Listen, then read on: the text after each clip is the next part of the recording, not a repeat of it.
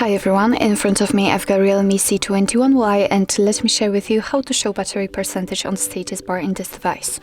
So first of all, we have to enter the settings, and all you have to do right now is to find the battery. So let's tap on it, and here on the fourth position actually we've got the battery percentage option, which is right now obviously turned off because on the status bar we've got only the battery icon. So all you have to do right now is to simply tap on the switcher, and as you can see immediately next to the battery icon we've got the exact percentage of the usage of the battery. Of course you can turn it off the same way, but let me leave it like this. So actually this is it. This is how to show battery percentage on the status bar in your REALME C21Y. Thank you so much for watching. I hope that this video was helpful, and if it was, please hit the subscribe button and leave the thumbs up.